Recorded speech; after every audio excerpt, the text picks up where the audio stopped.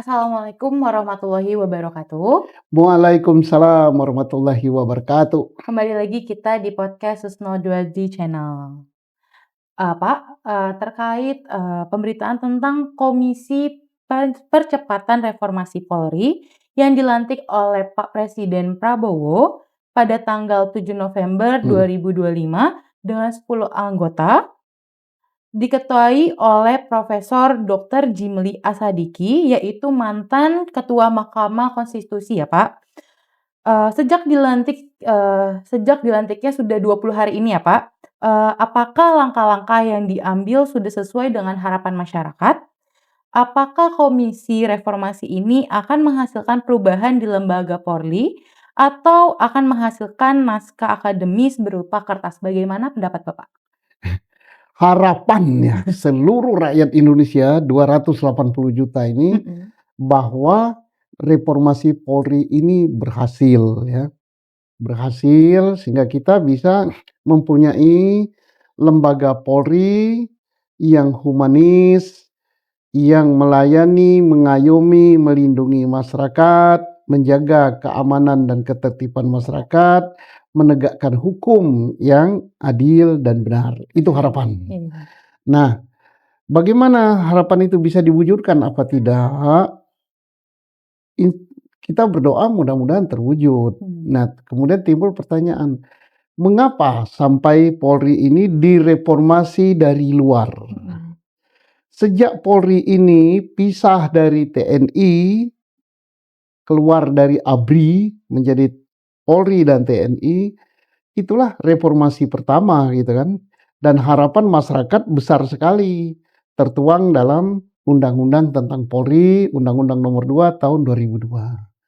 Tapi dalam perjalanannya, masyarakat selaku pemilik Polri yang menggaji Polri dengan pajaknya, yang menggaji Polri dengan uang hasil tambang, hasil kekayaan negaranya, yang memberikan kewenangan pada Polri dengan menetapkan undang-undang tentang Polri, undang-undang tentang KUHP dan sebagainya.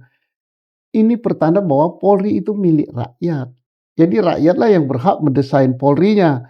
Mereka kecewa ya, karena harapannya kok tidak sesuai ya. Nah, mengapa tidak sesuai? Ya karena tadi tugas-tugas yang diberikan itu tidak terpenuhi. Ya wajarlah rakyat menghendaki agar Polri direformasi ya. Bagaimana Polri yang sekarang?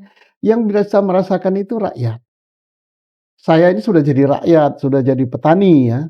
Dulu saya berada di dalam tubuh Polri. Mungkin tidak terasa gitu karena punya kekuasaan, punya apa dan sebagainya. Tapi setelah pensiun bisa melihat ke situ, oh ada sesuatu something wrong yang perlu dibenari. Dan inilah untuk junior-junior saya yang di Polri untuk koreksi diri gitu. Bahwa situasi masyarakat sudah berbeda. Tidak seperti zaman dulu. Nah, kalau Polri tidak berubah, tidak menyesuaikan dengan apa yang dimaui masyarakat, ya direformasi. Seperti sekarang kan masyarakat yang mereformasi ini. Masyarakat melalui perwakilannya datang kepada Presiden selaku penguasa Polri yang tertinggi, Pak minta Polri ini diginikan begini. Dan oleh Presiden direspon.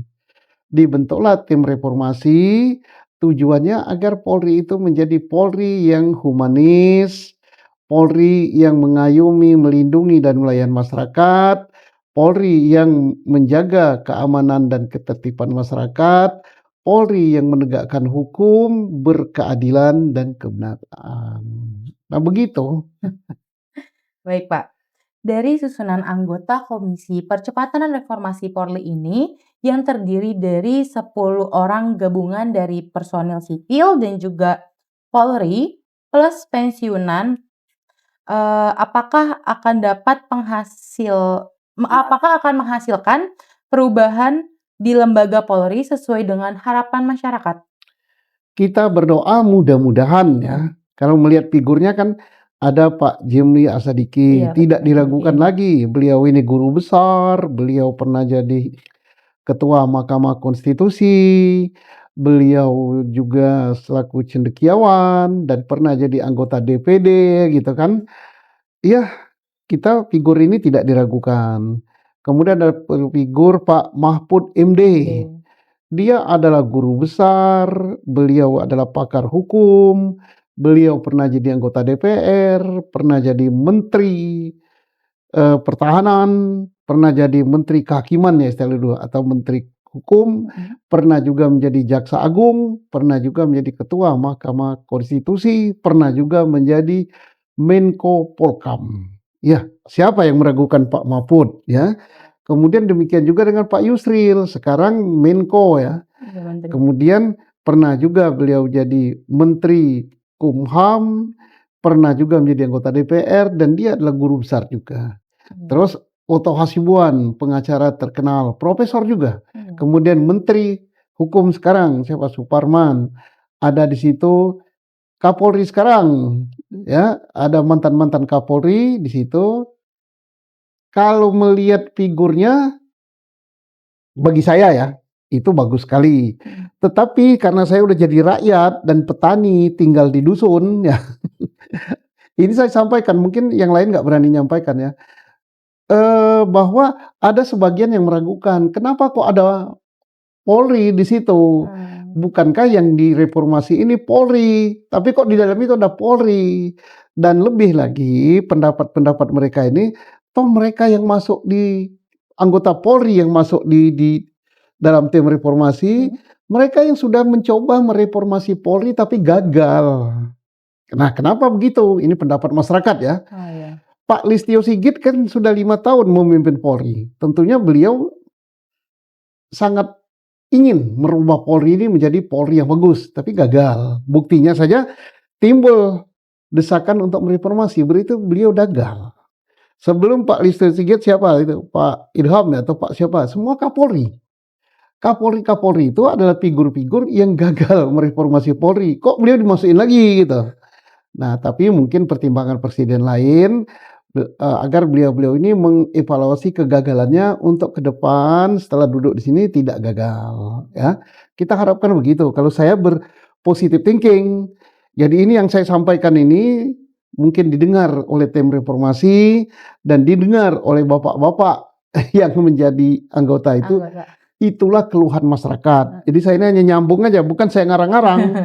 Masyarakat meragukan kok ada Polri. Polri yang masuk di situ orang-orang yang pernah memimpin Polri dan nyatanya mereka gagal gitu mereformasi. Ya tapi namun demikian setelah jadi tim kayak gini kita berdoa kepada Allah Subhanahu wa taala mudah-mudahan mereka berhasil gitu. Iya, amin, Pak. Nah, bagaimana negara-negara tertentu ini melakukan perbaikan terhadap lembaga kepolisiannya yang dinilai buruk, kemudian berhasil membentuk lembaga kepolisian yang sesuai dengan harapan masyarakat? Ya kalau kita mencontoh negara lain kan jadi polisi yang dinilai oleh rakyatnya bobrok dan lebih jorok dari polisi Indonesia, bukan hanya Indonesia saja. Ada banyak negara ya, termasuk negara tetangga kita, Hong Kong. Hong Kong itu demikian parah polisinya. Ada lagi negara mana itu Bolivia dan sebagainya. Dan mereka sangat revolusioner ya. Ada yang dengan cara kepolisian yang ada itu dia bubarkan. Dia bubarkan bentuk kepolisian baru dengan sistem penggajian yang baru dan lain-lain semua baru. Dan berhasil. Ada juga yang dipotong sekian generasi gitu, berhasil. Ada juga yang merubah apa namanya sistemnya gitu, kayak seperti komite yang Indonesia ada sekarang berhasil juga. Ya itu ada banyak sesuai dengan bentuk negaranya, sesuai kondisi geografis, sesuai dengan kondisi sosial masyarakat setempat ya. Kalau Indonesia saya kira tidak perlu sampai revolusioner ya, bubarkan polisi, berapa ratus ribu anggota polisi kan dibubarkan ya, ada 450.000, ada sekian pulau, ya nggak mungkin lah gitu ya. Tetapi kita bentuk tim reformasi seperti ini, ya mudah-mudahan berhasil gitu kita harapkan. Semoga ya, Pak. Heeh. Kalau menurut Bapak, bagaimana sih semestinya cara mereformasi kepolisian Republik Indonesia yang bisa efektif agar sesuai dengan harapan masyarakat? Saya menyerap beberapa pemikiran dari masyarakat ya. Kesempatan ini kita bicara untuk semoga sampai kepada Bapak Presiden dan tim komisi ya. Saya juga anggota Polri ya. Saya berpengalaman di Polri 30 sekian tahun gitu, bahwa semua Kapolri itu niatnya bagus, ingin mereformasi Polri, tapi belum ada satupun yang berhasil bagus. Kalau dikatakan berhasil bagus ya, tentunya tidak ada desakan dari masyarakat untuk mereformasi Polri. Nah, ini pertanda bahwa kondisi Polri sekarang ini tidak baik-baik saja, harus dirubah. Nah, bagaimana cara merubahnya? Nah, kalau cara merubahnya dengan membentuk komisi, melahirkan naskah akademis, melahirkan tulisan-tulisan, ya ini gagal gitu ya, akan gagal. Karena semua Kapolri itu ada semua naskah akademisnya untuk perbaikan Polri. Kapolri yang sekarang ini Pak siapa, Listio Sigit, ada Persisi gitu, judul naskahnya Persisi. Itu naskah akademisnya untuk perbaikan ke Polri. Ada Kapolri Pak Tito gitu, namanya Opdin. Nah, Opdin ya, optimalisasi dan dinamisasi. Dan semua Kapolri punya naskah itu, mungkin ditambah lagi naskah-naskah akademis dari lain gitu kan. Ya kalau ditumpuk ya mungkin naskahnya itu udah sampai ke bulan, itu lelucon saya ya. Tapi kalau dilihat hasilnya nggak ada gitu, nggak ada yang tercapai 100% ataupun 50%. Jadi artinya, untuk reformasi Polri ke depan, ini catatan untuk tim yang ada sekarang. Janganlah tim ini melahirkan naskah akademis, tetapi langsung action. Mhm. Nah, untuk langsung action apa bisa? Tentunya tidak bisa. Kenapa tidak bisa? Karena tim ini berada di luar Polri. Dia pasti mau tak mau, suka tidak suka, apalagi sudah ada statement dari Pak Jimli Asyidiki, mereka hasilnya akan menyerap dari masyarakat, menyerap dari Polri, kemudian mereka seminggu sekali apa berapa kali akan mengadakan rapat. Rapat ini, hasil rapat ini disimpulkan dikirim pada presiden. Nanti presiden mungkin dipelajari terus kirimkan ke Kapolri atau gimana. Kalau begini caranya, saya agak ini ya, agak apa namanya, pesimis gitu, kira-kira nggak berhasil gitu. Mmm, Nah, timbul pertanyaan, bagaimana supaya berhasil, Pak?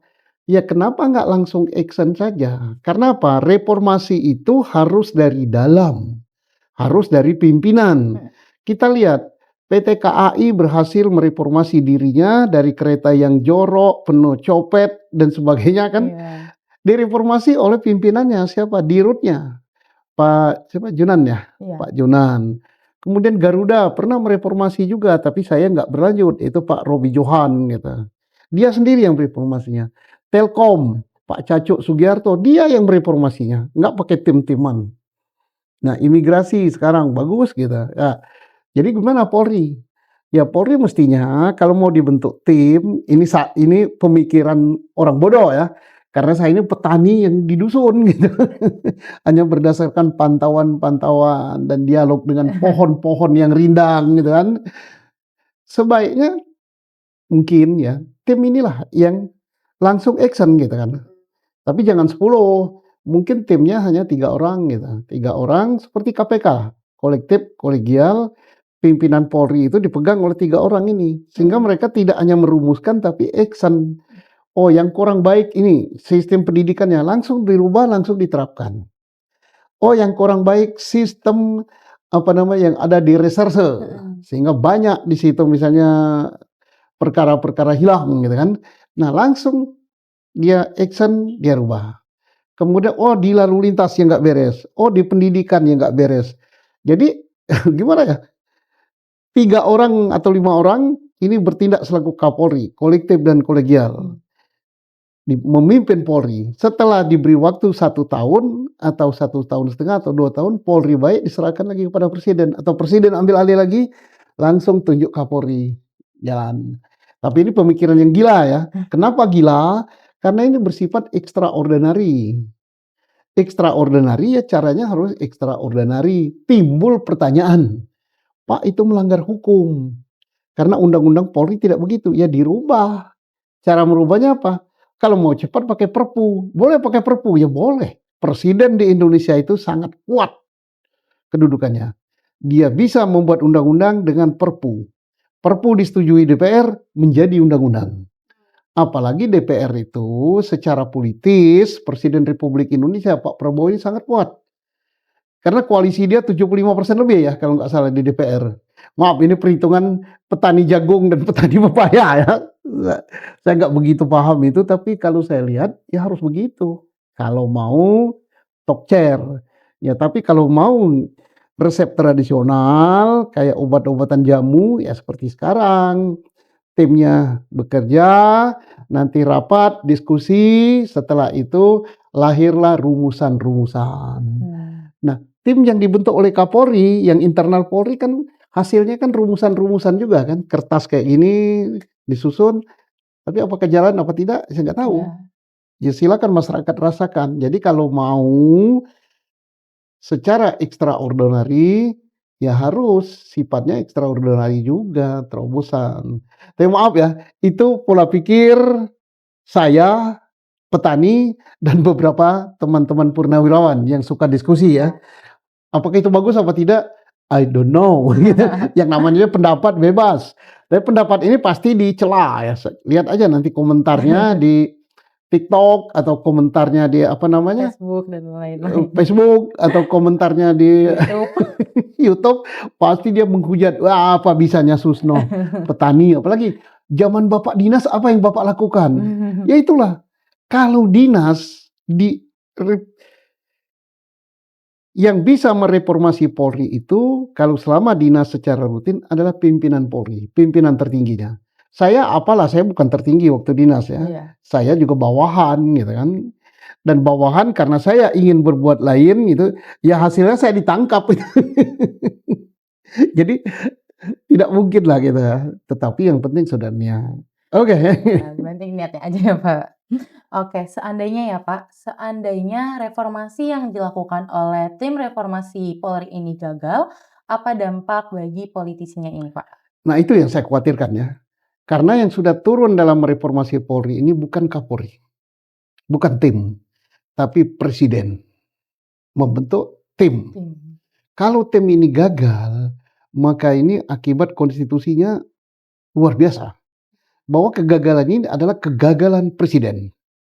Iya. Karena ini udah take over oleh presiden loh. Yang membentuk tim itu presiden. Jadi makanya ini tidak main-main. Makanya saya berpendapat supaya presiden tidak gagal ya langsung action gitu tim ini. Bukan menciptakan rumusan-rumusan. Jadi besar sekali taruhannya.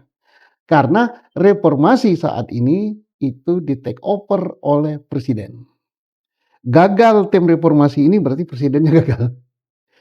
Sangat besar taruhannya. Maka perlu dievaluasi tim ini apakah tetap seperti ini atau perlu dirubah.